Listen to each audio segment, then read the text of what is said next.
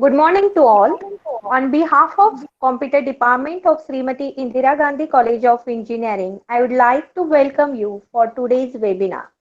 First, I would like to thank all the participants for understanding our technical issues and cooperate with us.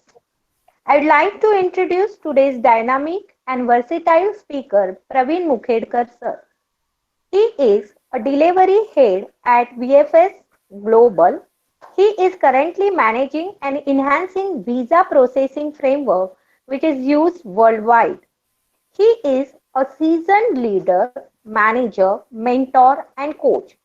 He frequently speaks at colleges, conferences and presented paper at international conferences. He has worked on several challenging assignments and multiple received multiple appreciation and award for his leadership and his teamwork. He has led key organization-wide initiatives that resulted in increase in revenue and repeat business for his organization. Sir has worked in startups and with key multinational and industry giants like AIG, British Telecom, Earthlink, Amex, and Cook during his stints at Infosys, Syntel, and Tech Mahindra. He has coached various teams in organization on agile methodology, Scrum adoption, management, soft skill, design thinking, Amazon Web Services, and blockchain. He is seasoned agile professional with expertise in delivering the project using Scrum methodology. He is one of the early adopters and researcher in Scrum methodology. His paper, Scrum Management and Offshore Perspective, was awarded at Project Management Leadership Conference in 2007 and also published in Project and Profits magazine by ICFAI. So without wasting time, I would like to hand over mic to Sir for his mentoring. Sir, Praveen sir. Yeah, thank you, ma'am, for such a nice introduction. And to all students, as ma'am mentioned, we are sorry for the technical difficulties we have faced, because of which we are starting the presentation almost an hour late. Though I said you good morning, that was at 11:59, but now Oh it's yeah, afternoon. yeah, true. Right? Yeah. Yeah. So, without wasting time, as ma'am mentioned, let's start with the presentation. So, today I'm going to cover the topic which I'm sure everybody is hearing nowadays. It's analytics. I won't go much into telling you about myself because ma'am has covered that already. So, let's. So, what we are going to cover today? So, are we going to cover this? How to become software engineer? What all things we need to do for that, how to earn money from internet, online paise kamane ke 20 tarike. No, we are not going to cover this today. We are going to cover analytics. So I have straight away put the definition on the screen. So analytics is a scientific process for deriving insights. When we say insights, that means after performing the analytics on given set of data, we are going to get some key points or some key points which will enable people to take business decisions. Like, for example, I work in VFS. VFS is basically we are responsible for serving visas for 62 countries from almost 160 countries, right? Earlier, it used to say that a sun never sets on a British Empire. That means the British Empire was such a big empire that at any point of time, there is to be a day somewhere in that empire. In Australia, like the day starts probably at that time. In India, it's 12 o'clock, that's midnight. And in US, which was a British territory sometimes, their day was our night. So there is to be sun. So similarly for VFS, we are working, like my operations team is working almost around the clock. Now also, now since the lockdown is kind of worldwide, but there are certain countries where COVID-19 is not yet reached. People are still applying for visas. Yeah, it's a different matter that they cannot travel to their destinations because the flight services are stopped. But for us, we get lot of data. So what decisions we make out of this data?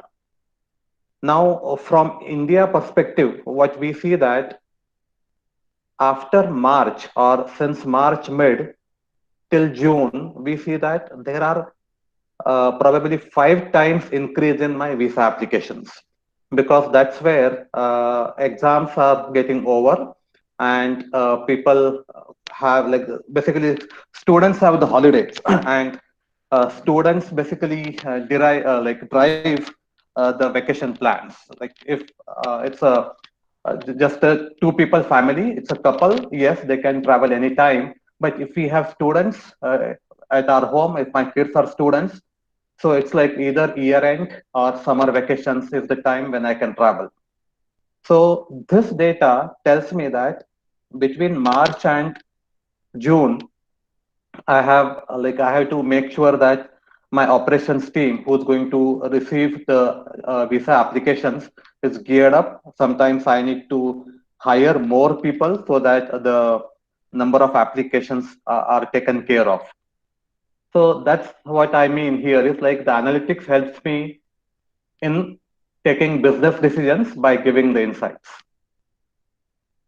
Okay, so what you guys can do is, like, if you have any questions, you can put there in the chat window, and even I will ask you questions. You can put your answers there. Okay, now let's go to more in details.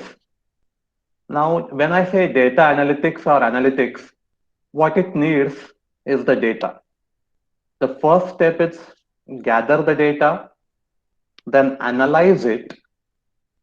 Now, analysis helps me in understanding what happened in past and why it has happened. Analytics helps me in, as I mentioned in earlier slide, it helps me in identifying some of the key insights which will enable me to take the business decisions. So that's where, like, we'll start with data, its importance. Then we'll go to analytics and analysis, which is basically together. One helps me in understanding why it has happened, and analytics enables me, based on the insights derived from data, to take the decisions. Now, this is the theory part. Like here, I'm talking about how I can do analysis and how can derive analytics. But what helps me in analyzing the data and coming up with insights is statistics and data science. So we are going to also see how stats, analytics, and data sciences are correlated, and they they work together. And then we'll little bit touch based upon different levels of data, which I'm sure even you have gone through that in your engineering curriculum. Now, what is data? So here, if you see, data comprises of three things. That's variable, its measurement, and data. Then we'll see who's generating this much data and how it helps to add value in business. Let's go to some textbook definitions here. What is variable? In programming, we always use x equal to this value, x equal to, say, a number 15, or say name equal to, in double quotes, I put a name.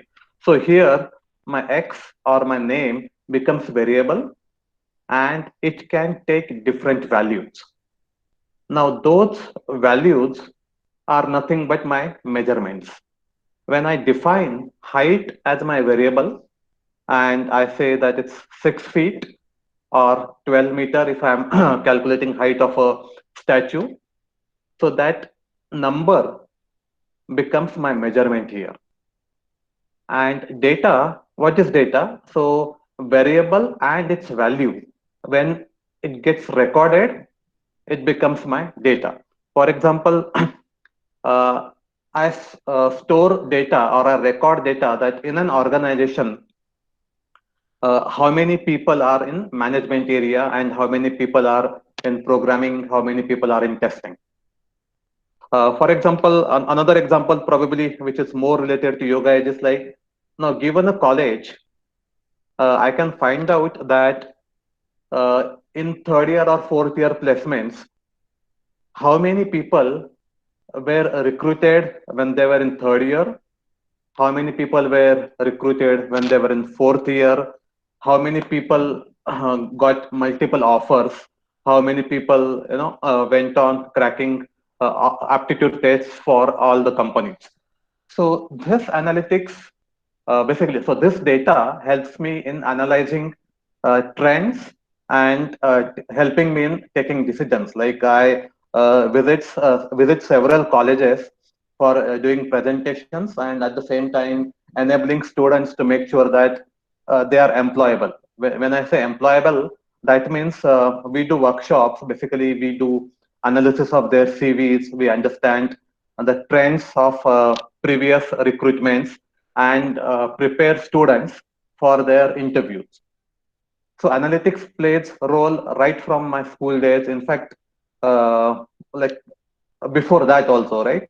When I want to take admission for my daughter or my son, what I look at the college, I look at the data. What I look at the school, I see whether the school has a playground to play, whether the school is equipped with a library or not. So I look at these data points. So any queries here? Okay, yeah, I'll do the full screen. Actually, I wanted to look at the questions. So, ma'am, if there are any questions in the chat window, you can interrupt me and I'll take up the questions. Yes, sir. Yes, sure. Yeah. Hmm. Okay. Now, what's generating so much of data? Yes, we generate so much of data. Like, for example, we score in exams. So my marks, my grades, everything becomes data, which is generated by human machines. I'm sure you guys know that in a research, Boeing planes, they have mentioned that a Boeing plane can generate half terabyte of data during its one flight, which is huge. Now, what does that data mean? And we are not talking about how many people were there in that plane, what was their profession. We are talking about the machine generated data. So the plane generates the data which says that at this point, at this altitude, wind pressure was this much, wind was flowing in this direction. So such data makes the volume of half TB. The next one is human and machine combined data. It's smartphone is the best example of this human machine combination. So that means if I am on Facebook, I'm on WhatsApp, I'm on WeChat, I'm on TikTok, I'm on anything, whatever I do there, it's generating data. So if you see, if you have Facebook as well as WhatsApp on your phone together, and you are using the same phone number for that, whenever you put a status on WhatsApp, it asks you, do you want to have the status published as a story on Facebook? So that means this human machine combined data is intelligent enough to establish the relationship between these accounts. Okay. So any questions on this? Okay, I'll take it as no. Now again, some more technical definitions of data. So qualitative and quantitative variables. When I say qualitative, that means it is not in measurements, it's not in numbers. And quantitative, it's like it's in numbers. Like when I say percentage, when I say the ranking, I can number it 1, 2, 3. What about qualitative? Like it's good, or somebody provides me feedback saying that your lecture or your workshop went well, and following is my feedback. Like, you could have covered this particular portion went well. So that becomes my qualitative data. Every activity or inactivity generates data. Activity, we mentioned that a Boeing plane as a machine can generate data when it's active. That means it's in air. Now, what about inactivity? How it generates data? Now, thanks to lockdown and central government, Ramayana and Mahabharata started, right? So inactivity generates data. So it reminds me of Mr. Kumbhakaran. So for 6 months, he's inactive, but still it generates data. Like, for how much time he was inactive. In between, Ravan had to wake him up so that he can take on Ram. So after how many days he was woken up from his sleep and all. So everything generates data, and we can relate it to today's such things also. Structured and unstructured. I'm sure you guys have gone through this. Best example is a relational database, and nowadays we are talking about NoSQL database, that is unstructured. Experimentation, uh, I can relate it to what our scientists are doing worldwide today. They are trying to find out a medicine or an antidote for COVID-19 virus, and they are doing experimenting. So, plasma of a patient who's cured from corona can be used for treating the existing patient, or somebody says a particular medicine which Mr. Trump had asked for India that can take care of this particular virus. So all these are experiments, and those are generating data. Now, what we have heard that this particular plasma therapy, it was successful on one person. But does that mean that that becomes the de facto therapy? No, the answer is no here. When I can firmly tell that plasma therapy is one of the best solutions for taking on COVID-19, out of 1,000 such plasma therapy patients, if I get a success ratio of somewhere more than 900 without any side effects, then I can say my experimentation is successful, and those 900 people will give me the data. Now, data tells a lot about somebody. So I won't go here in the physical measurement, like what is somebody's height, what is somebody's weight, and all that. If you go to Facebook, your activities on Facebook can tell me what kind of person you are based on your posts, whether you are a jovial person, if you post some jokes on Facebook or some inspiration quotes on Facebook, you copy articles which are technology related or which are politics related. So all this data can create my Facebook profile. When I say create my Facebook profile, that means all that data, if given to someone, that person will use all this data and can push advertisements to my Facebook. Even I believe, like, you must have getting a lot of notification on Facebook saying that since you have visited this, we have come up with following suggestions for you. Like, sometimes I see a particular video, the TED video. Since I have seen TED video once or twice, it will continue to provide me feed of TED videos. If I like somebody's articles, so whenever that somebody write another article, I get a notification. So that tells everybody about what kind of person you are and what are your likings, or what you don't like. Next one is understand user intent. Again, same thing. what you write, what you do. So the data is generated based on your activities. It can tell me what's your intent. So a lot of time, based on things happening around people write poems, people write articles. So that tells everybody their intent, that whether they are happy, whether they are unhappy with what's happening around. So we talked about data. Now this data is for me, who the VFS employee, is useless unless we can put money around it. As I mentioned, we get millions of visa applications. We have millions of basically gigabytes or terabytes of data which we process. Now, since I'm talking about visa, I can get everybody's passport details. I can get like what we call it personal information, which is not supposed to be leaked or used.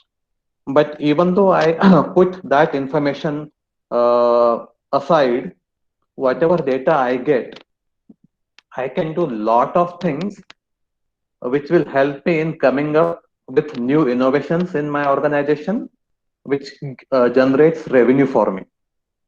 Now, best example is it's a not so good example again from politics. If you would have heard about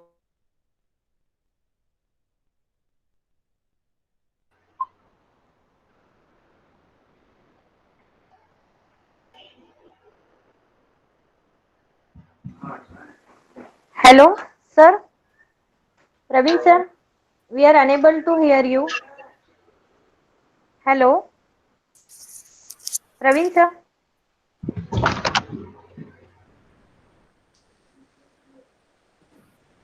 Hello, Praveen, sir.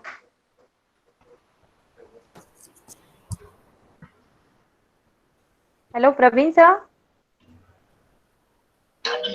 people have just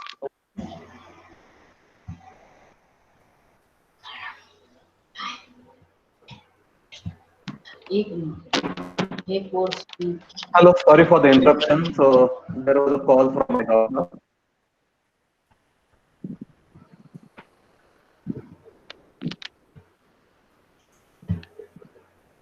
Yeah, can you hear me?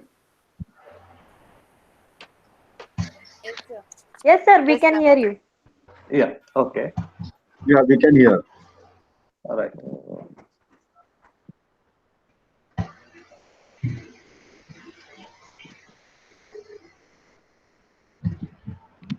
Yeah, so we talked about how to use data to generate business and get revenue out of that.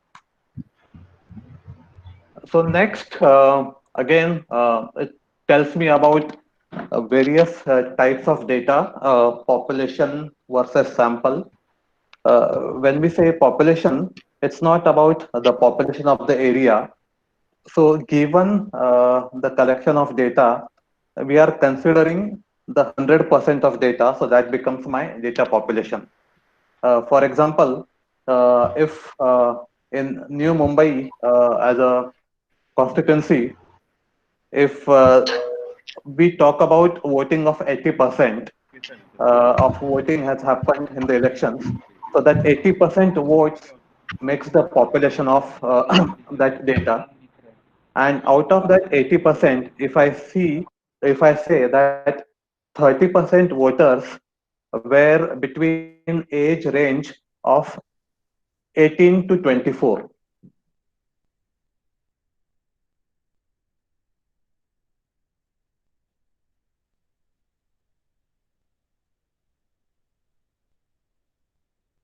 Second time, yeah. So that tells me the sampling of data. Sorry. Now, types of data variables. So there are different types of data variables. Here, like the Python helps me in creating the summary of data. It gives me snapshots and helps me in taking the decisions. describe a measure of central tendency, measure of location of data set.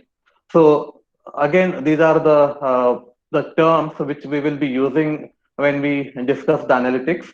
But since those were part of data, I have mentioned it here. Describe spread variability of data set. Now, when we say spread, for example, on Amazon or on Uber, my customer base, I see that my customer base is spread across this much geographic area. I like for Amazon, if you see, earlier they were not serving probably urban areas like metro cities and some key cities they used to cover, but not haven't reached the taluka level. But now, again, based on the spread of people, even Amazon have started delivering to the taluka level people. Same thing is with Uber variability. Earlier, it is to be very difficult to get Uber or Ola from some remote areas, but now we can get that from all the areas. Okay, so data collection, data dictionary. So these are the standard terms here. Data dictionary tells me about what are data types I have, and that defines my further a large set of data. Outlier treatment. So this is something significant. We'll cover it in one of the graph, which I'll present later. Next one is missing value imputation. Now this is where, like, when I'm collecting data and analyzing it to come up with a model. So what happens is, like, for certain data points, I don't get any data. Like, for example, say I have 10,000 records from an organization, and what had happened is there are like say 13 to 14 records for which I don't have values for particular columns. So now these are the missing values. So how to take care of those missing values and put the values there, that we will cover in our next slides.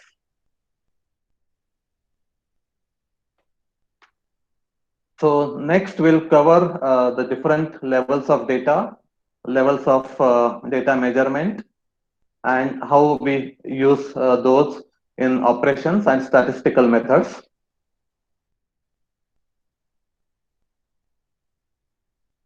Yeah, so if you see, there are two major types of data variables.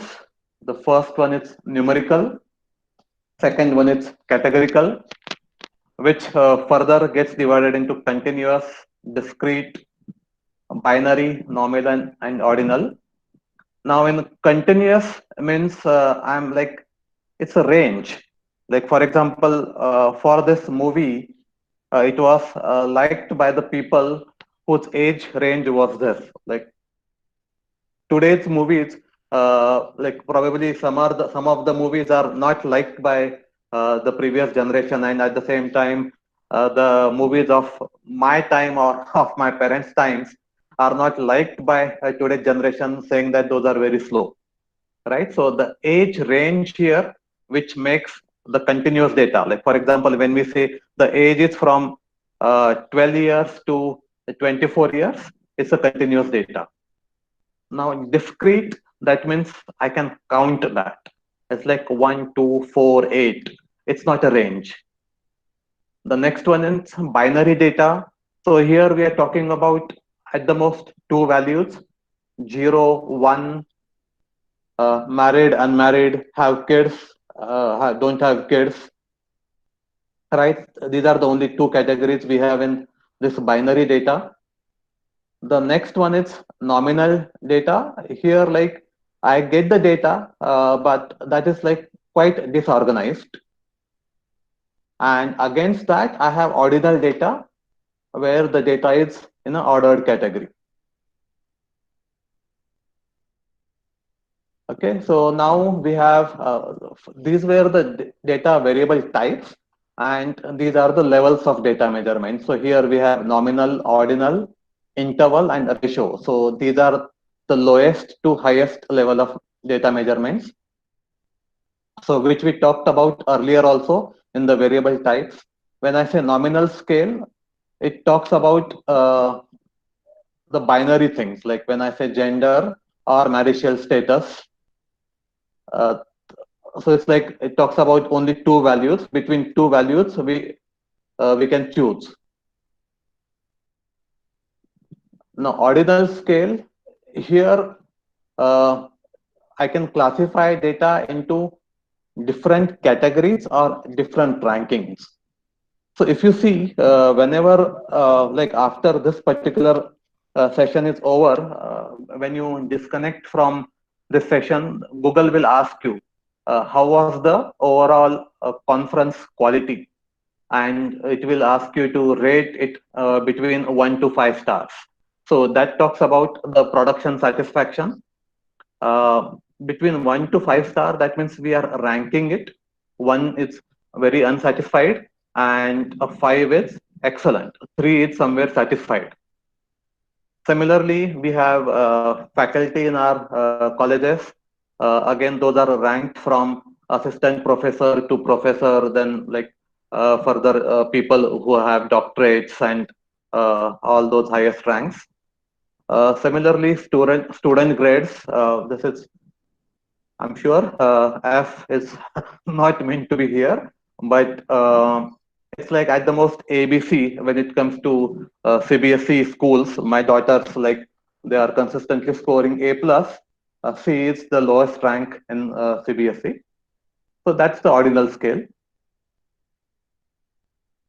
The next one is interval scale. So we talk about temperatures or year. So it tells me the interval. So here it cannot be 0. For example, we don't have 0 year. So it started with 1 before Christ and 1 after AD, right? So after death. You don't see 0 when it comes to year. So similarly, when we talk about temperature, it's not 0. We can go up to minus 273, which is as good as 0, absolute 0 for Celsius. And the freezing point of water is 0 degree. But can I go beyond that? Yes, I can go beyond that. That's up to minus 273. Next one is ratio scale. Here we talk about measurements like weight, age, salary. Here I can create the order either in ascending or descending order of these variable values. So I won't go into this. So these are the the 4 data levels, and I can apply statistical methods for first 2 non-parametric and for last 2 parametric. So non-parametric statistical method is used whenever my data talks about the classification and ranking, and I'm not dealing with the absolute numbers here. For parametric, yes, I'm dealing with the numbers using which I can create a model. Now, how data add value to business that I have mentioned to you. I can analyze the data from my warehouse, get the insights from data, and come up with new business ideas or business decisions. So this is the rightmost part. And what about data product, which we will cover in next slide. So this is my data product. It is not a business idea, right? So it's a business idea which has been turned into product. Google Car, it has several sensors, several cameras, using which it collects data and takes a decision in terms of like what should be my steering angle, how much I should tilt it, what should be my speed, should I slow down, should I put a brake on my car. So it's my full-fledged data product. Similarly, Google Maps. Any idea? So can let's take a pause here. So can people tell me how does Google Map work? From where the if you are putting the direction, from where it gets the data about my there is a big traffic in my area, that's why it becomes red, and it's absolutely smooth traffic, that's why it becomes blue. So how does Google get to know that there is traffic or there is no traffic? You can put your answers in the text box, the chat box.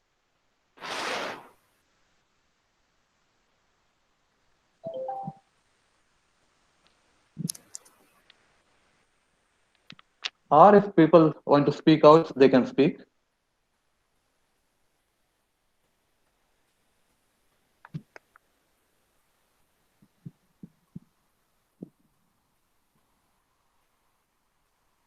Come on, guys, any answers? In fact, recently there was a news around this.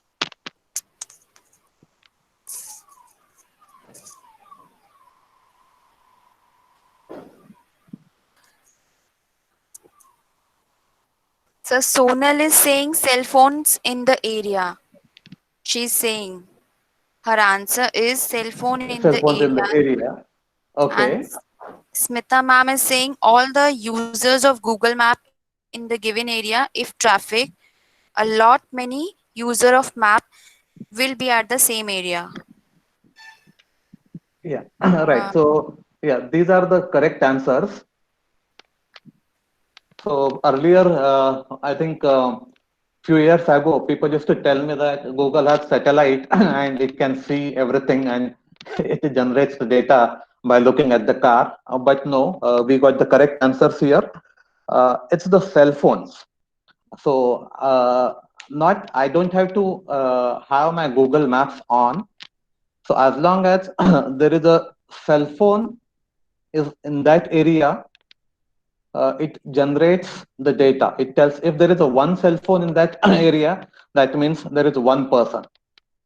Because like if you have seen movies, right, Drishyam.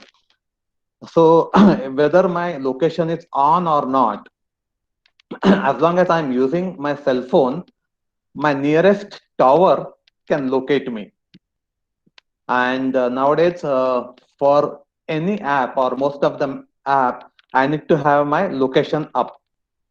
So what happens is like Google sees how many cell phones are there in that particular area, and if the number is high and the cell phone's geo position is not changing that smoothly, that means there is a huge traffic in that area. So absolutely correct answers.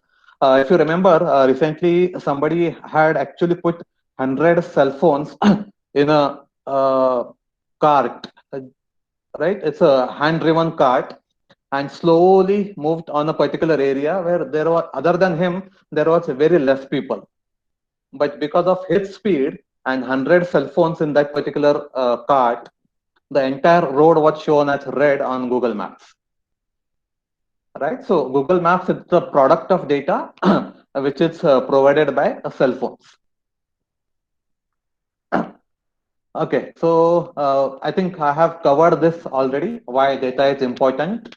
That helps me in taking better decisions. It helps me in improve the processes, and at the same time, it helps me in solving the problem by finding the reason for underperformance. For example, this year my VFS revenue was low, or for any company they didn't make much profits, or for that matter, whenever IPL is going on, we don't see much movies getting released, right? Uh, so these were the reasons already identified the people, because during that 1 year, one month and 10 days of IPL period, not a single movie did well. So I get that data. It helps me saying that okay, this was the reason for movies not doing well.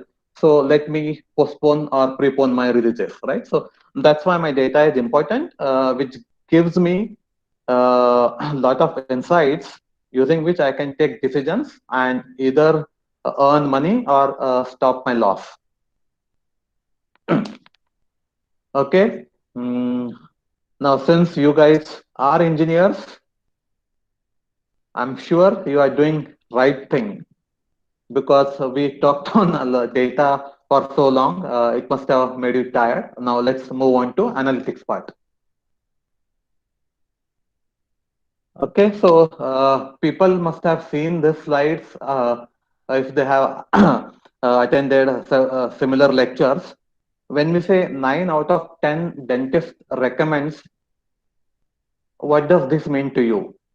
So we see that whenever there is an ad of one of these toothpastes, what they say that out of 10 dentists, 9 dentists recommend Babool. So Babool toothpaste say that 9 dentists recommend Babool as toothpaste. So now everybody, like all these 4 brands, have data which backs up their claim. So now, how does it happen? What happens is like the surveyor goes to these people and they give them a form where like they have 10 brands listed down and ask them like what all toothpastes you want to recommend and you can choose more than one. Now what will happen is like there are very few people who will just put one toothpaste as a tick mark. They'll put 3 to 4. So what will happen is out of say 10 dentists, 9 people have ticked on all these 4. So every toothpaste brand can claim that 9 dentists recommend my brand. So that's how data work. So I can use data in whichever way I want. Okay, now let's come to data analytics. The first slide, we have covered this in my opening slide. Analytics is defined as a scientific process for transforming data into insights for making better decisions. Now, James Evans says that for analytics, I have to use data, I have to use software. The statistics plays a key role here, quantitative methods and models. So all this combined together helps managers. Now, since this definition is by a certain person, he focused more on managers. So this analytics help managers gaining insights so that their business and operations can make better decisions to earn more money or more fame. So here, if you see, we are talking about analytics and not analysis. So in next few slides, we'll see what's the difference between analysis and analytics. So again, analytics, this is a different definitions and some more details about that. We'll skip the slide for now. Now, why analytics is important or where all it can be used. So I gave you one example of my organization. I gave another example of how employability can be studied, analyzed, and we can come up with better plans so that each and every student can be employable. For me, I can come up with more plans to handle my peak season based on the data. Along with that, I can determine credit risk. If somebody is using credit cards or if somebody is using loans, uh, the data around that person and his or her financial insights will help me in identifying the risks associated with that person's ability to repay the credit card bills or the loan payments. Developing new medicines, COVID-19. I think right now we have 11th version of the virus. So the data for all these 11 variants help me in identifying new medicines, like how I can kill the third variant of COVID virus, and using that medicines, I can take care of seventh, eighth, and ninth, right? So this data and analytic helps me in developing new medicines. The third one, which we talked about, delivering product and services, preventing fraud, uncovering cyber threats, and retaining the most valuable customers. So analytics is important to, these are the like six features which I have listed down here, but it can do much more than that. I can predict what will be the monsoon in this year based on the data which I gather. Okay, so this is another slide which tells about how complex the analysis area is, right? So if you see, it's the secret to be successful in business analysis. One cannot make out of this anything. So from analytics, we'll go to analysis now. Data analysis, as I mentioned earlier, is the process of examining, transforming, and arranging raw data which I have gathered based on the activities performed in the past and generating useful information from it.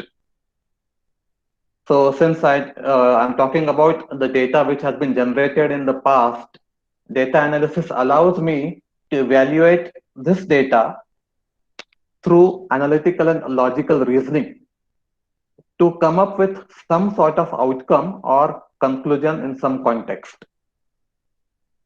For example, why did Indian team won 2011 match, 11 World Cup, and why not other? So why only 1983 and 2011 World Cups in 50 over matches? So we can analyze those series and come up with the reasons, saying that 1983 World Cup, the team was having lot of all rounders. Each and every member chipped in and made sure that as a team we are successful. Similarly, in year 2011, it was not only Sachin Tendulkar but Yuvraj Singh also contributed, who was eventually the man of the series, right? So analysis talks about what has happened in the past and what is the reason of what we have achieved or what we haven't achieved. So the last World Cup was the best example what we couldn't achieve, right? So despite Rohit Sharma scoring 5 centuries, we lost the semi-final, and then that's why we couldn't win the World Cup. So any questions so far?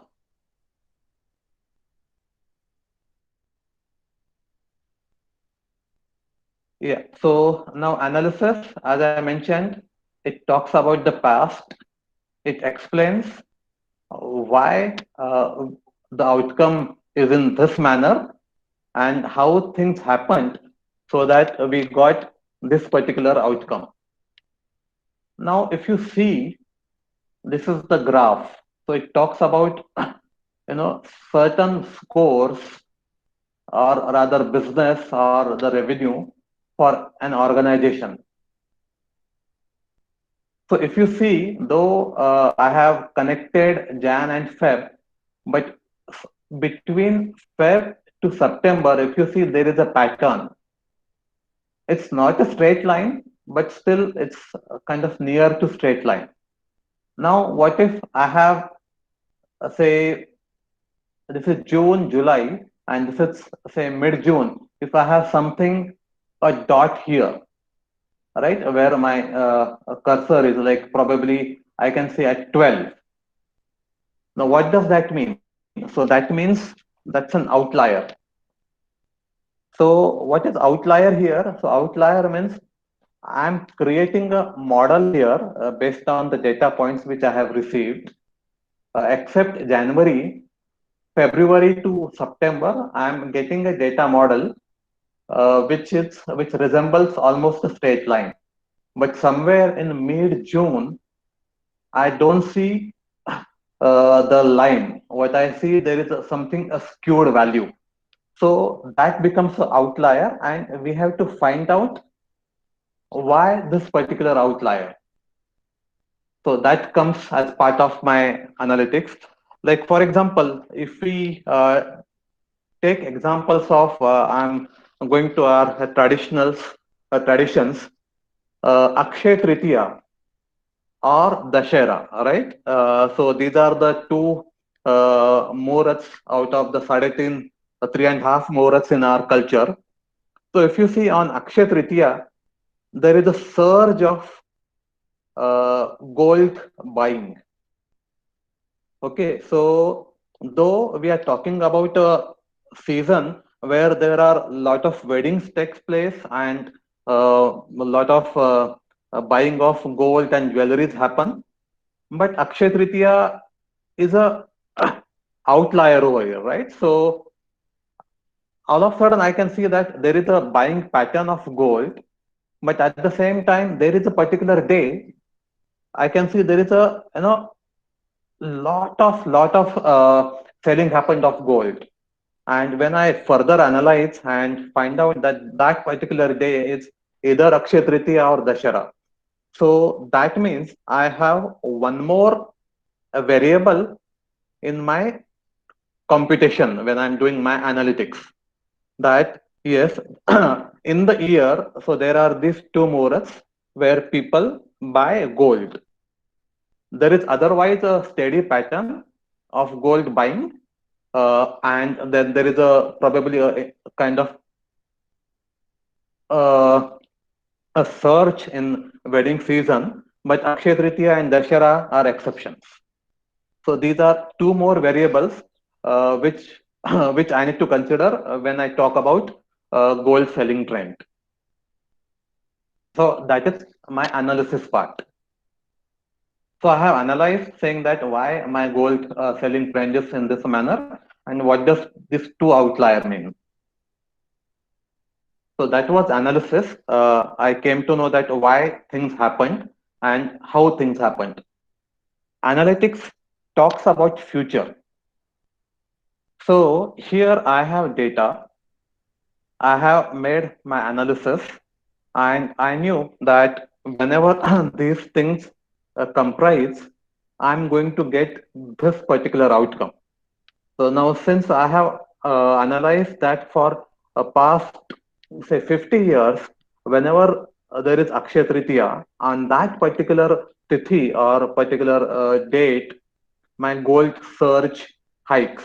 So that means all my gold sellers or jewelers, they have to stock more on that particular date. So that talks about future. So based on my 50 years of buying trend, I'm stocking my gold for either Akshay Tritiya or Dashera. So that's where the analytics comes in picture. Okay, so analytics, ESPN Crick Info, if you are watching, or on TV also, whenever you see matches, you can see that whenever Rohit Sharma plays for first 15 overs, what will happen? He will either score a century, right? If he's there till 30th over and somewhere around 65 runs, which is very slow, people may say that he's there for 30 overs. That means a double century is in making, right? So these are the examples of analytics. Similarly, if you see the crude oil prices go or above below certain prices, so it's a repetition of the word prices here.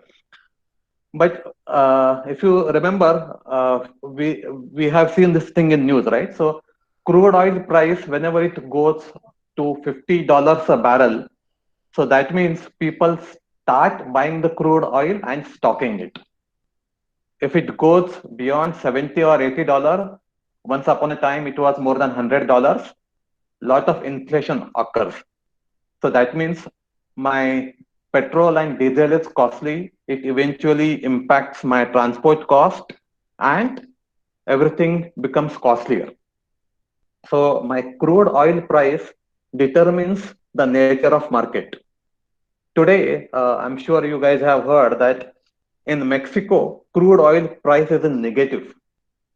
What does that mean? So if you want a barrel of oil, the Mexican oil company will give you money to take that barrel to home.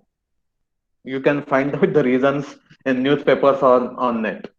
So that's again one of the example of predictive analytics. Like whenever the crude oil prices go below or up, somewhere in Akhat, like where the oil producing nations are there, something wrong is happening. Either Syria and Saudi relations are not good, or sometimes Russia pumps a lot of oil to make sure that somebody else suffers. So these are analytics. El Nino effect, which affects our monsoon. So whenever El Nino is operational, that means in that year my monsoon will not be good. So I have the data which says that whenever El Nino was active in somewhere in the sea, my monsoon is not that good. So that's where the weather forecast by government says that since El Nino is active, this year's monsoon could be average, and people should do this. Like corporations start doing the water supply cuts well ahead in time. So all these examples of predictive analytics. Okay, so any questions here? Now we have entered in analytics zone.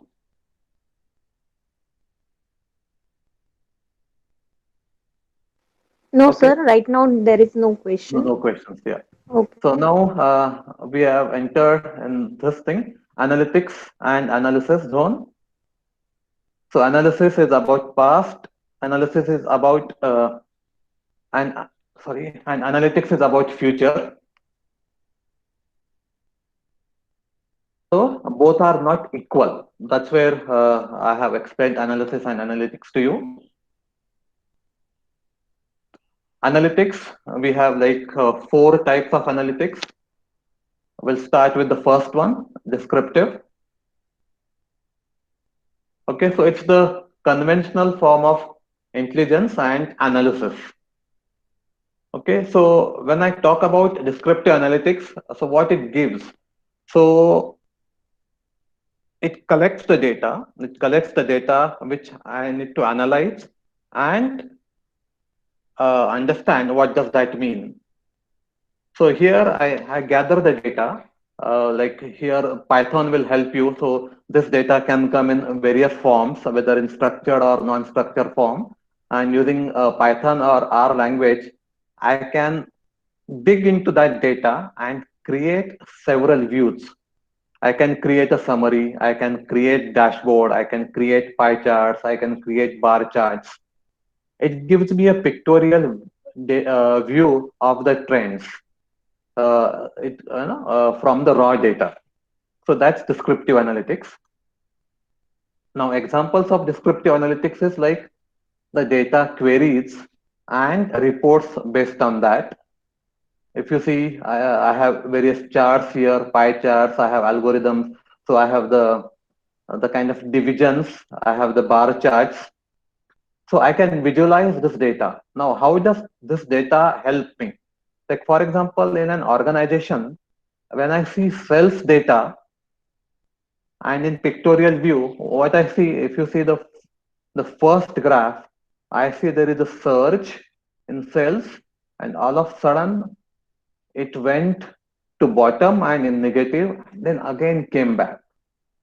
In next chart, again, if I take example of say number of visa applications, it was, I'd say, 60%, it went to 90%, it came to 80%, and that way.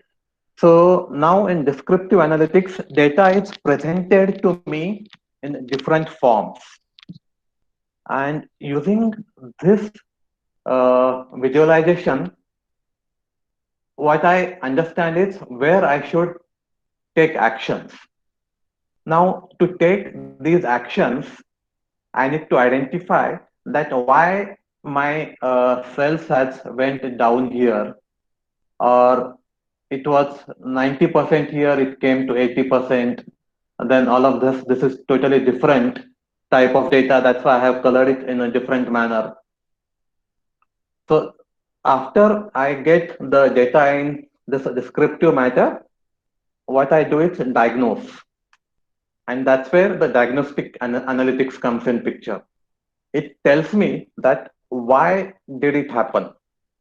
So why my sales increased in this particular month and it went down and again it came up, right? So I have to ask these questions to the people who have given me the data and who are responsible for generating this data. When I say generating this data, means doing this particular business or doing this activities which generate this data.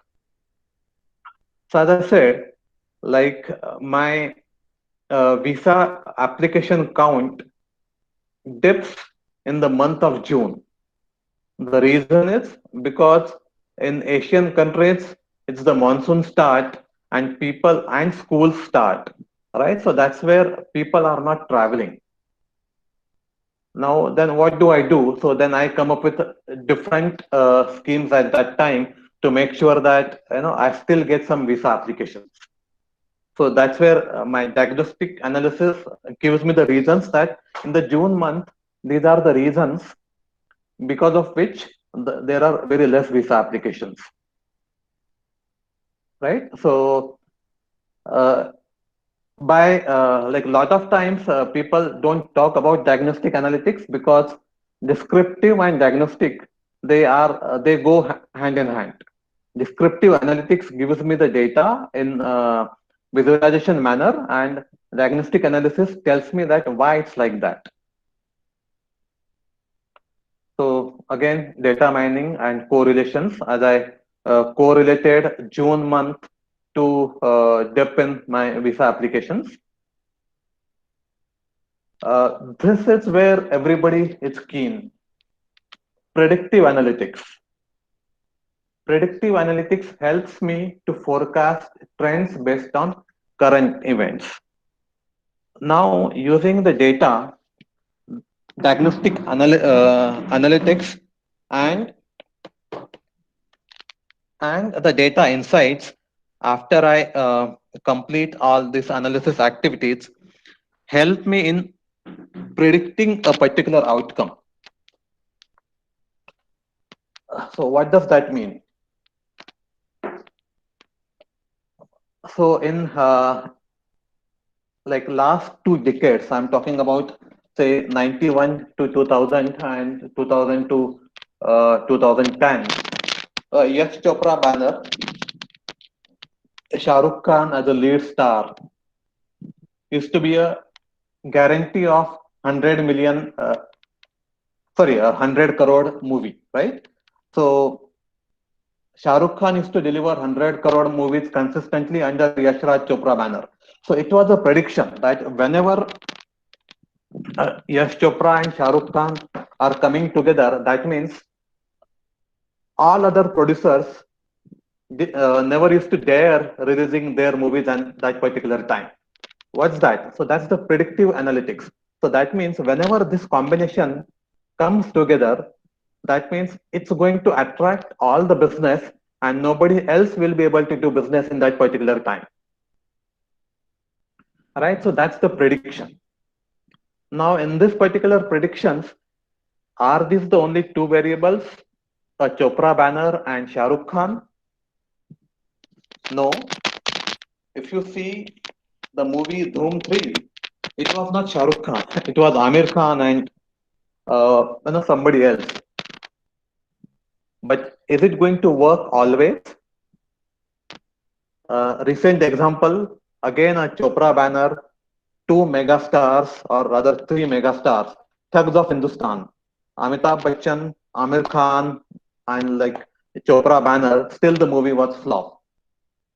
So the predictive analytics, yes, it helps you doing the predictions based on the past data, but it's not dependent on only 2 or 3 variables. It needs lot of more data to do the predictions in correct manner.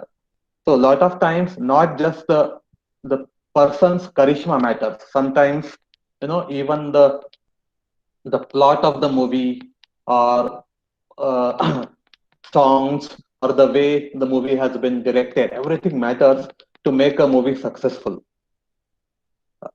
Like Bill Gates, he was a Harvard dropout. He never went to the college after first few days. But today, he's a world's richest person. So is that the only criteria he dropped out from college? No. He There are more variables behind his success. So can we simulate that? Can we simulate all those variables and become world's richest person? Yes. But is it possible? Probably no, because we have like the people like Bill Gates or in India's case Mukesh Ambani, don't happen that frequently. But yes, doing what they have done based on uh, their life stories, we can learn things, and we if we cannot become like them, but we can reach there in somewhere mid, right? So that's where all these data points help me. Okay, now how predictive analytics works. So what I get here is the historical data,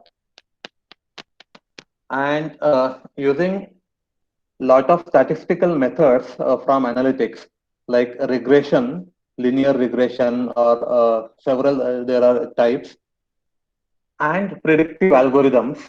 I create a model out of this. So what does that model means? So it has a uh, the model consists of several variables, several formulae, several calculations. Now, what I do is I have the model with me now, and I have the new data set. So what I do is I put that new data in the model and see what are the outcomes this model have given me based on the new data. So now new outcome are the predictions here because the new data has not yet happened yet. So any queries on this? I'll explain it with example. But before that, if you have any queries on this.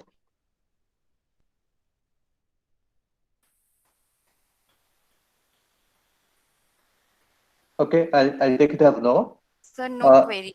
Yeah, so if you have heard about IBM Watson, so IBM Watson exactly works on this. So here we have in IBM Watson, we have two types of learning. So one is supervised learning, as another one is unsupervised learning. I'll talk about supervised learning.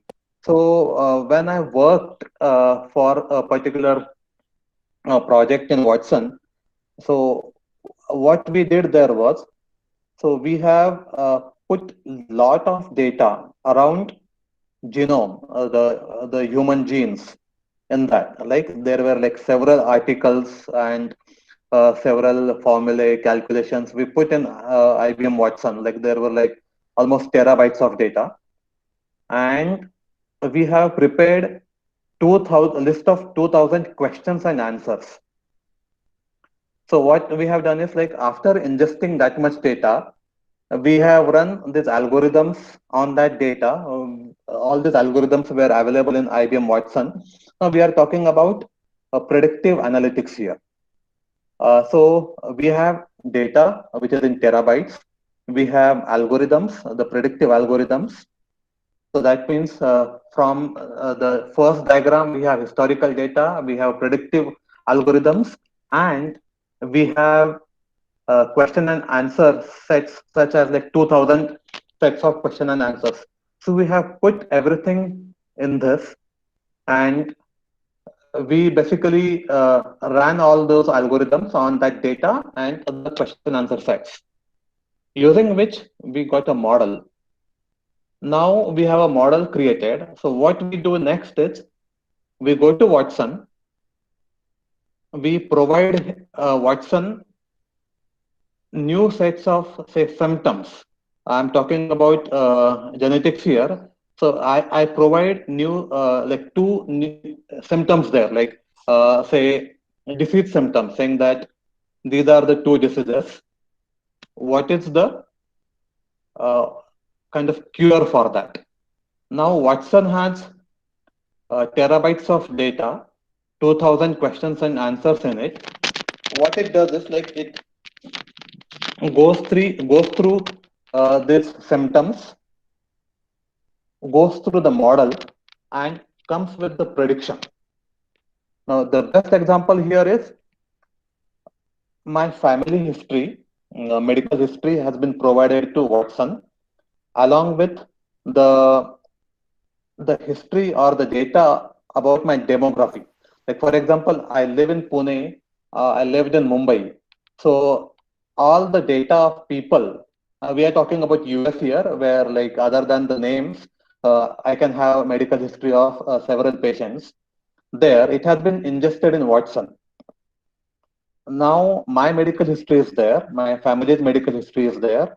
Uh, History of people living around me is there in Watson. Now, I ask a question to Watson saying that this is my age. How likely is that I become diabetic? Now, Watson can predict saying that Praveen, your father was diagnosed with diabetes when he was 46-year-old. But looking at your lifestyle, your day-to-day routine, your food habits, your medical history so far, probably you will become diabetic at the age of 42, which is 4 years earlier than your father.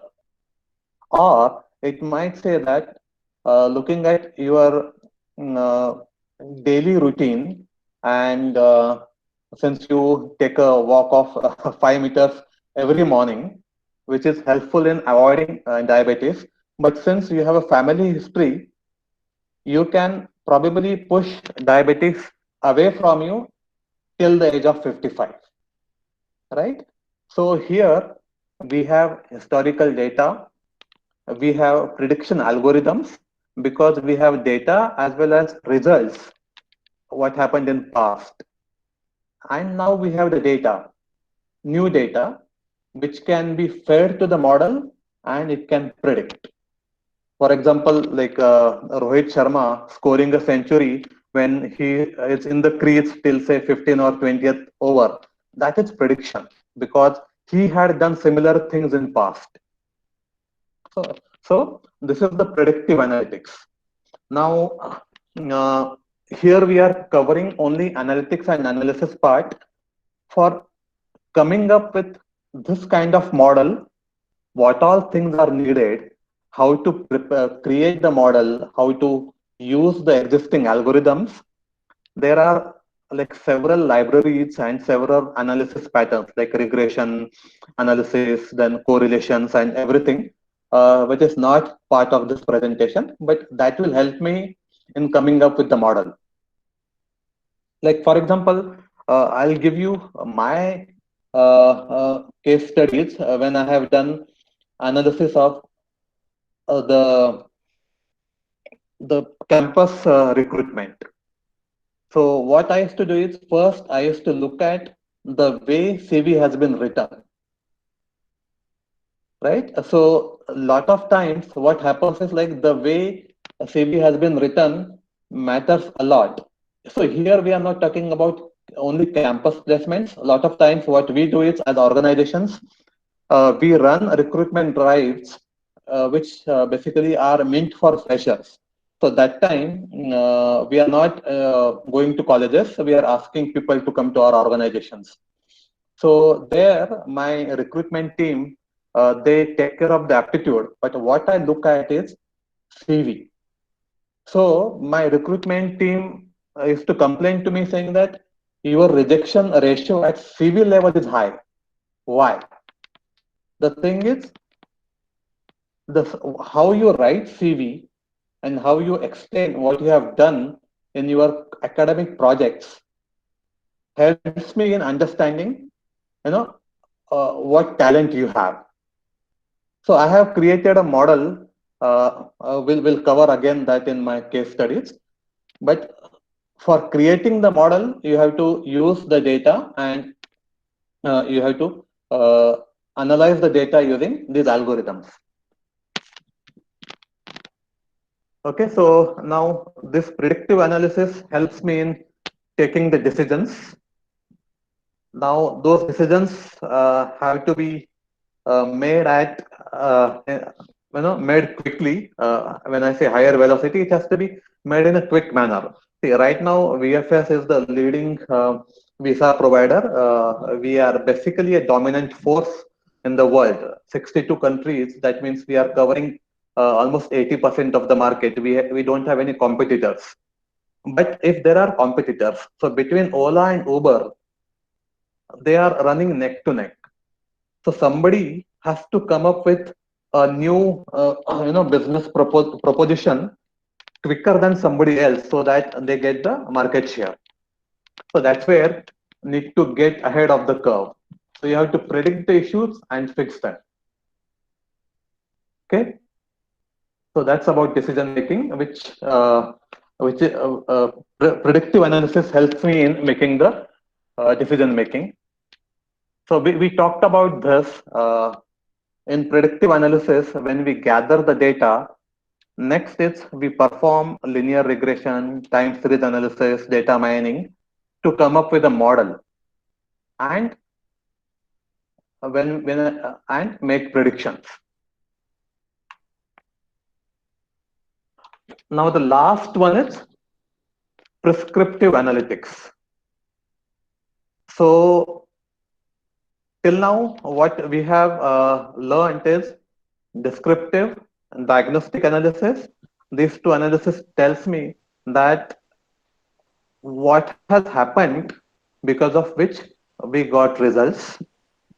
Predictive analysis tells me that if you do these things in this manner, you'll get this outcome. Now, prescriptive analytics means what? The thing is, if you want to get this outcome, you have to do these things. So you have to improve your quality. You have to enhance the way you serve people. Sometimes what you can do is you do cost reductions, which may not be helpful in near future, but in long run, it will give you the benefits and increasing the productivity.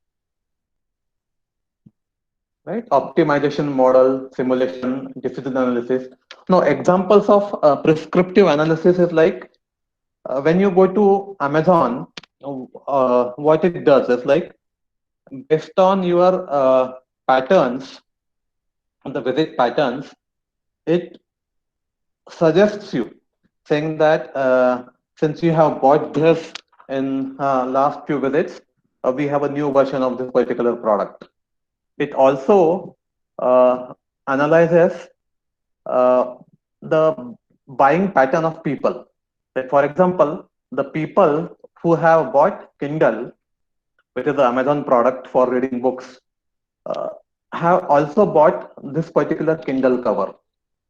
If you have bought OnePlus 5T or OnePlus, now it's 8T, you can go for these particular headphones, or you can go for this particular phone cover, the leather cover or flip cover. So these are the examples of prescriptive analytics, which actually not just predicts what's going to happen, it also tries to force that thing should happen. A lot of times what happens is like on Facebook. Now, if one of my friend is inactive for say months, and all of a sudden he writes a post, what happens? I get a notification saying that your friend is active on Facebook or written a story on this postbook after several months, please encourage him by liking or leaving a comment. Right? So now what's happening here? It's not prediction. What's happening here is that Facebook is kind of trying to make my friend coming to Facebook again and again. If you do this particular activity, your friends are going to like these activities. So please come to Facebook again and again. Right? So this is basically, making people things do. So a lot of times what happens is like I'm a life member, a priority member of Shopper Stop.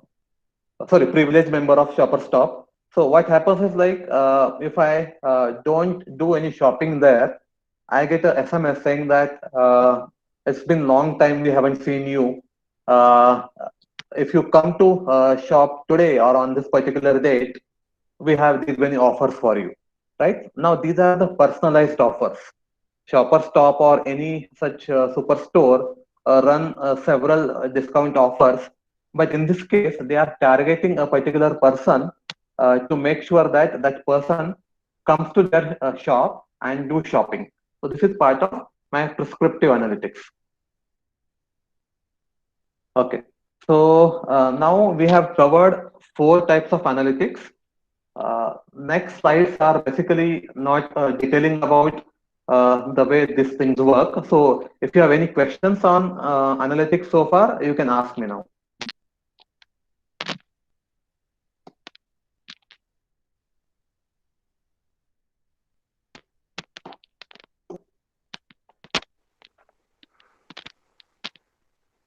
Sir, there is one question whether Yeah. MS Excel like software plays any role in this process, like data analytics and all this. Yes.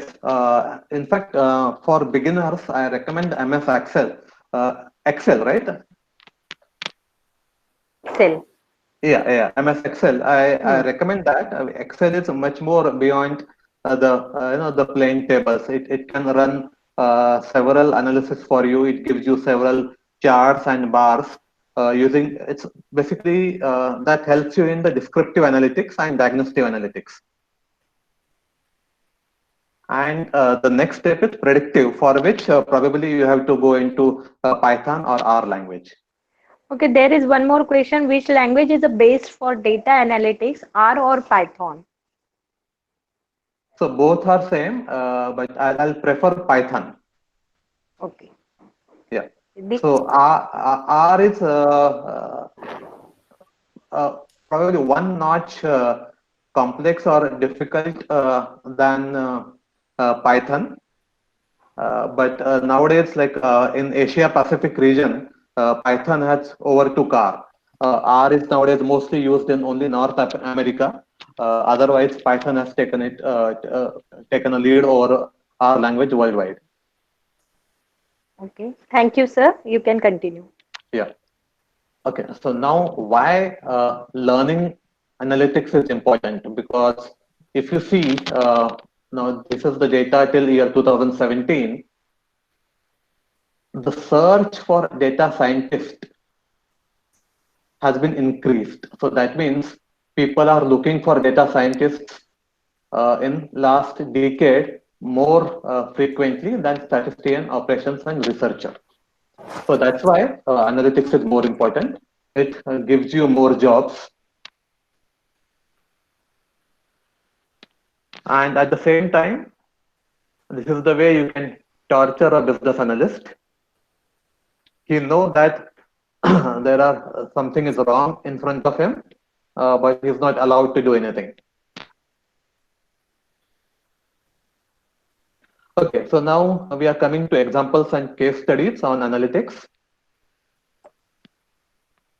Okay, so we basically we covered that a little bit in Amazon case study. So how recommendations work. So based on my buying pattern, Amazon recommends me. In fact, when I started using Amazon, I'm sure Amazon's the people who have developed the algorithms must have confused, because with each visit I have looked for something very different. Right from a book to earplugs, so that there is a noise reduction. So with every visit, I have searched something very different, not related to each other. But now, if Amazon look at my buying pattern, Amazon knows, what to offer me. Like for example, every month I get an alert from Amazon Pay saying that your electricity bill is due. Okay, so that's the way Amazon makes me go to Amazon application again and again. Next is site and app layout. Again, I have used e-banking software of at least 3 to 4 banks. My favorite is ICICI Bank. That's because I like its site and app layout. Okay, so whether it's Amazon, Flipkart, or any other e-commerce application, they continuously learn the way people use their application and change the layouts accordingly, so that people find it easy, that it's easy to buy on their site. The next thing is like marketing emails, targeting, timings, click throughs. So on Facebook, so whenever like there is a relative's birthday, it tells me that it's your nephew's birthday. Along with the wish, why can't you gift him from this particular site? Marketing emails, targeting. It's have been like 6 months you haven't visited our site. So these kind of measures are taken. So coupon option on last page. If I haven't visited a particular app for buying something, it says that okay, like for example, Go Ibibo. So Go Ibibo, it gives you certain coupon, that means certain money, even if you don't do any activity on that. So it basically tells you that we have loaded this many Ibibo points, which you can use on your bus booking or train booking. So what it does is like it's asking you to visit that app and use it. Okay. So how Amazon tracks you? It tracks you between your visits. What did you do on your first visit? How much time you have spent? What was your entry page? What was your exit page? See, a lot of times people, exit after they have added items to their cart, and it's just they are just about to click on buy, but then they realize that no, I shouldn't do that. Again, I'll quote my example, Mahindra Holidays, sorry, the Club Mahindra, right? So it was a very lucrative offers. I had called those people twice to my home and rejected taking the subscription twice, because what had happened is like you invest this much money, like nowadays I think it must be somewhere 10 lakhs for 25 years. They offer you only the resort, the accommodation facility. You have to book your plane tickets, you have to book your transportation, and the best part is every year you have to pay some fees, which is like 12,000 to 15,000. So that was a deterrent for me. Yes, my doctor friends who don't probably want to do the efforts of booking and all that, they prefer that. But that's the pattern, right? So between multiple visits, what kind of person behaved in what manner? So that helps Amazon or any such offers in taking the decisions.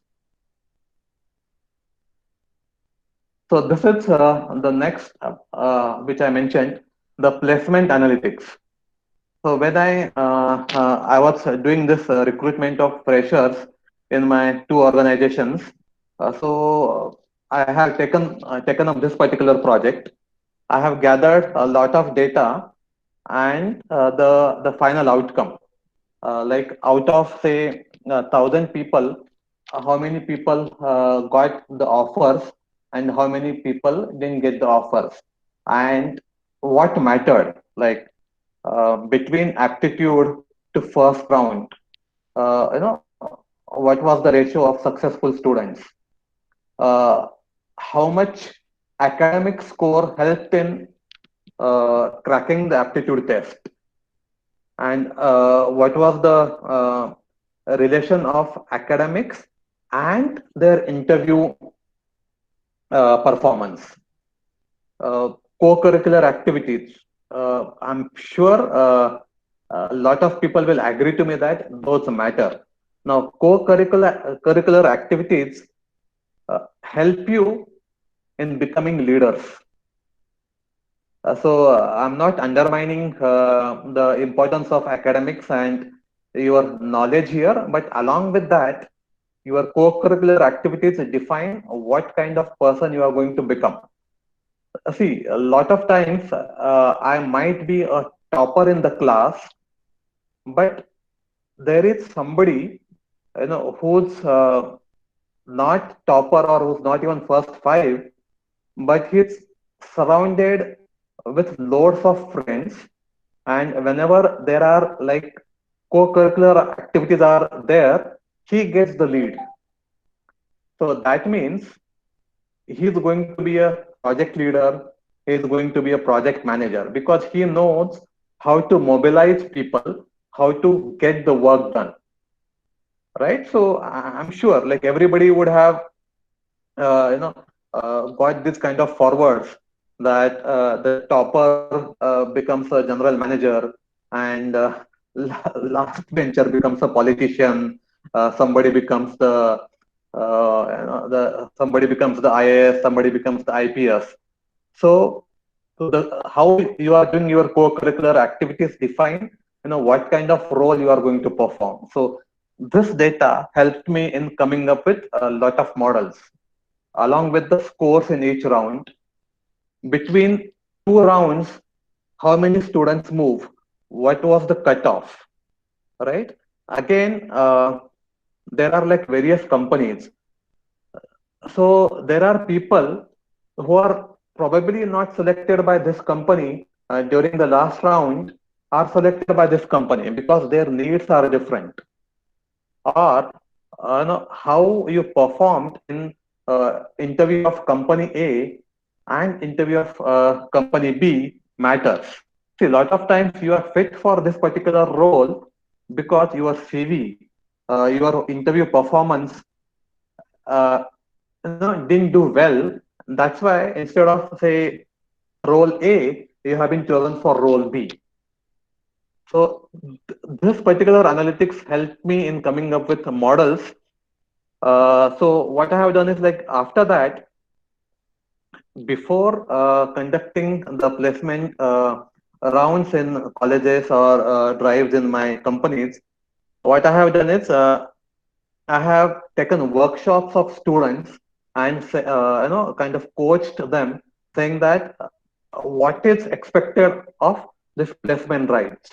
A lot of times, what happens is like you are capable of doing something, but when it comes to evaluation in this constrained environment, where you are actually facing industry people, there are like recruitment guides who are constantly asking you a lot of data, you performing differently. So I have created the models which helped people in increasing their employability.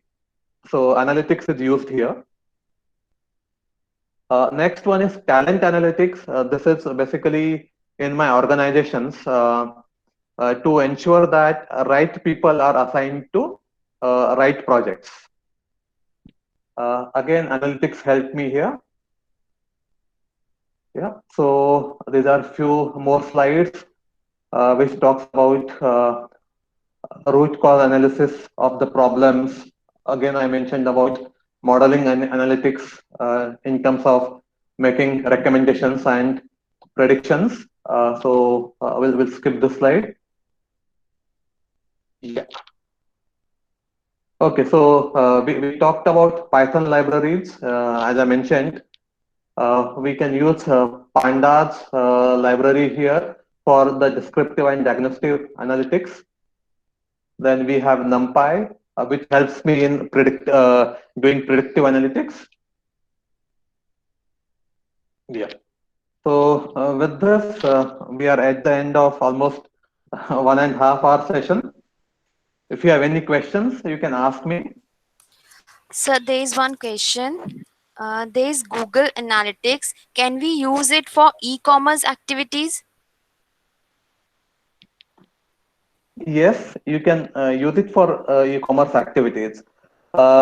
See, what happens is like a lot of e-commerce activities, sorry, sites, like for example, Amazon, yeah, Flipkart are the giants, but then there are like several other sites who basically don't afford their own analytics team. So what they do is they approach Google, and Google Analytics is enabled in their sites. So they have to uh, add a particular snippet in their HTML pages.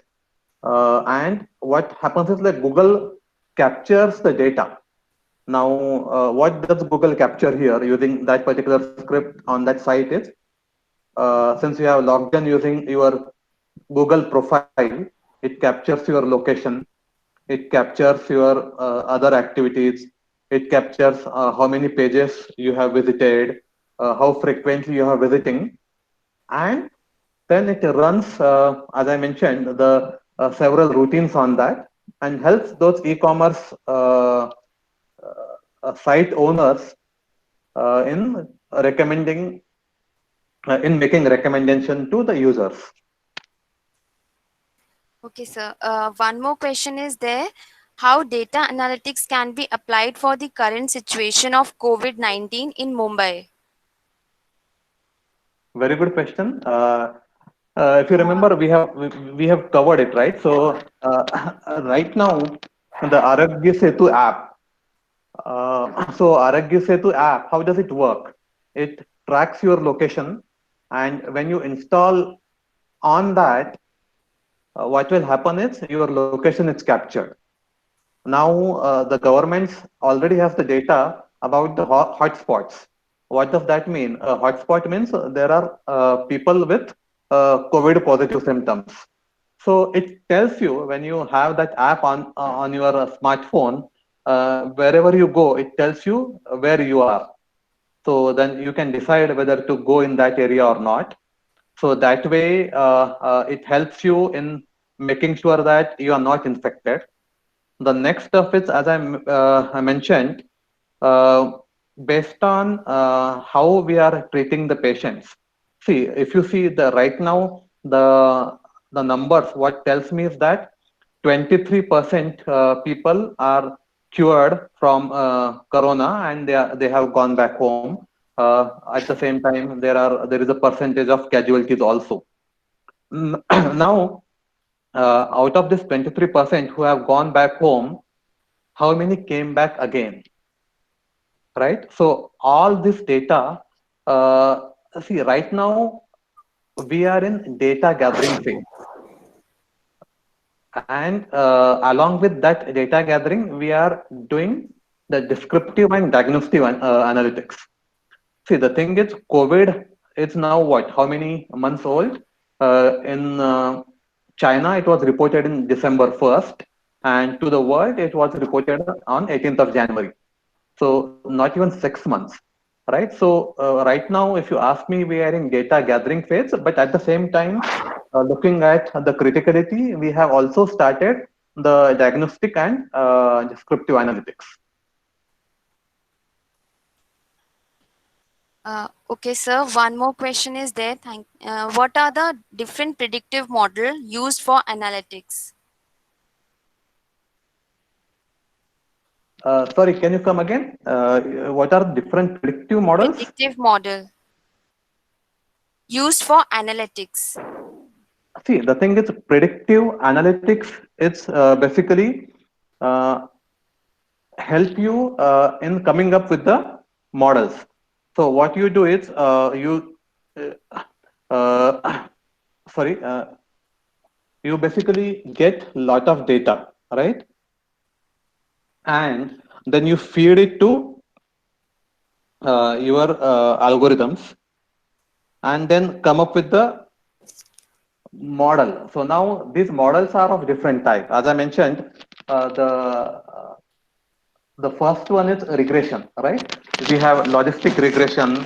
Then we have best example is decision trees. Then we have the complex one is a neural network. So there are like uh, several models which are helpful in doing predictive analysis. Okay, so next question is, now analytics is achieved by machine learning algorithm. Is it true? In that case, what is the role of data analytics? So machine learning basically is the first step before you do the analytics,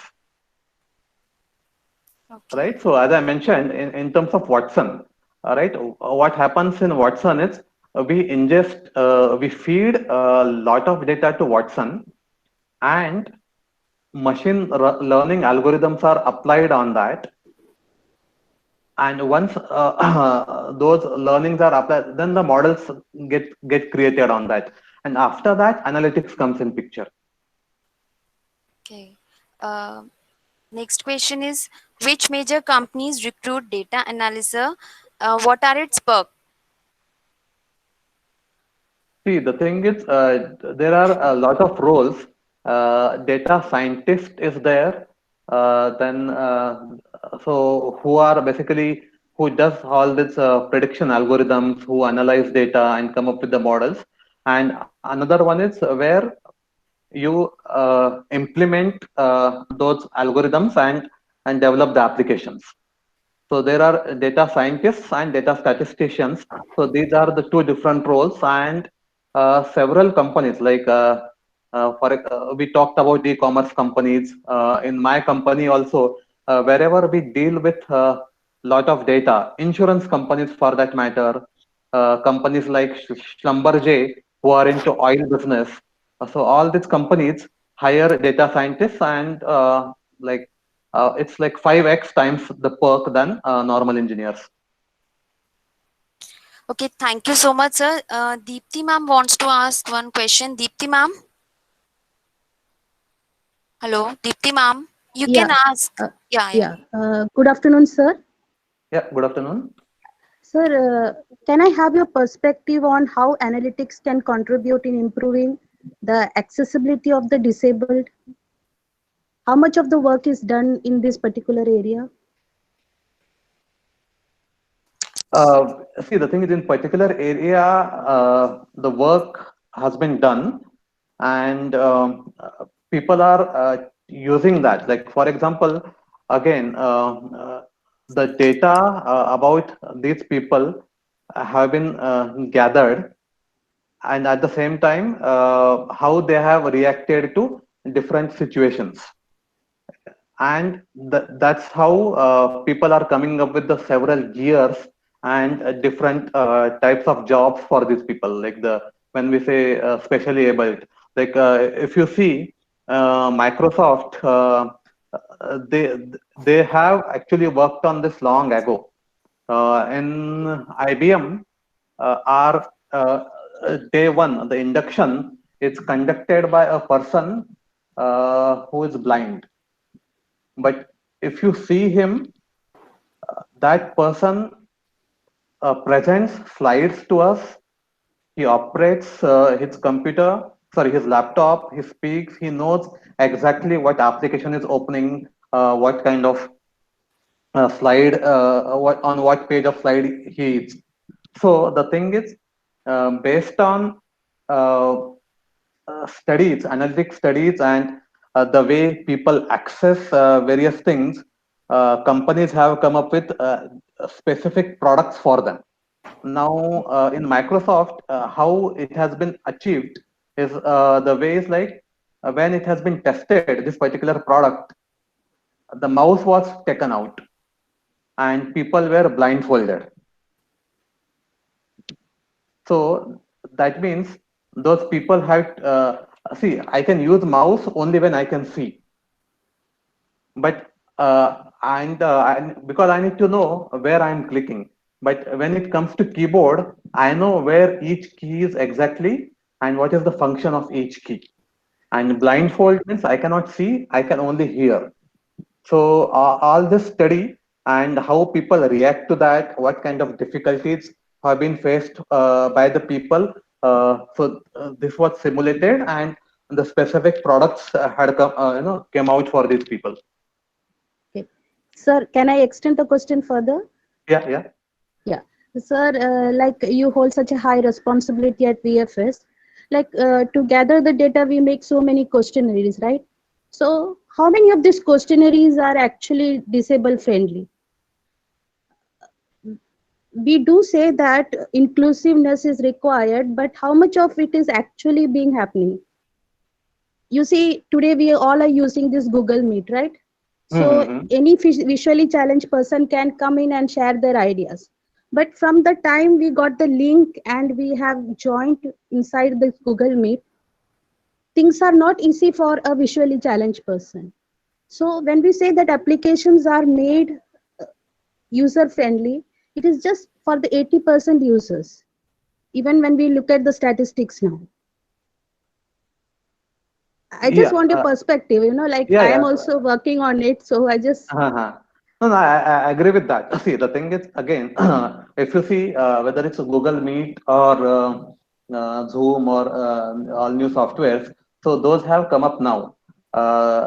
Yes, those people have probably haven't worked on that. At least I haven't come across that. But as I have give you example of Microsoft, Microsoft's operating system or each and every Office software is that way friendly to specially abled people. okay. Yes, people are taking efforts towards that now and making their life easier, but probably we are not there completely yet. Okay, sir. Thank you. Thank you so much. Thank you, sir. Now I would like to present vote of thanks. I, Khushbu Chandra, on behalf of Computer Department of Srimati Indira Gandhi College of Engineering, would like to take this opportunity to place a heartily thanks to the speaker, Mr. Praveen Mukhetkar, sir. I also thanks to our principal, Dr. Sunil Chavan, sir, our HOD, Professor Sonali Deshpande, madam, our team member, Rashri Pachpande, madam, Rasika Shindre, madam, and Kirti Suryavanshi, madam, and the participants who are taking positive attitudes and attend online webinar for learning. Your contribution would be highly appreciated. Thanks to one and all the participants are requested to fill feedback form. You will get link on WhatsApp groups.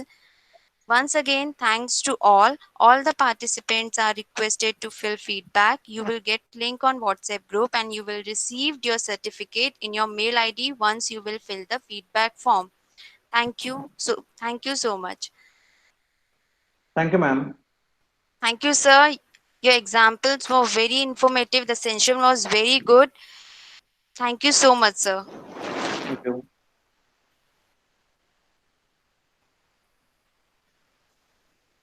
Okay, thanks a lot, sir. This Interactive as well as informative. Participants compliment. Yeah, and I think you have my email ID, so you can distribute it. So if people want to meet me, want to speak to me, they are always welcome. Yes, yes, definitely, definitely, sir. Uh, Thanks a lot. Okay. Thank Have a you all. nice day. Yeah, Okay, bye. same to you. ma'am, Bye. participants are asking for PPT. Okay, sir, can we share your PPT? Yeah, I'll send it to you. Okay, thanks, thanks. We will Okay, share. okay, sir. Okay, ma'am. Okay, okay, thanks. Thank you. Bye. Thank you.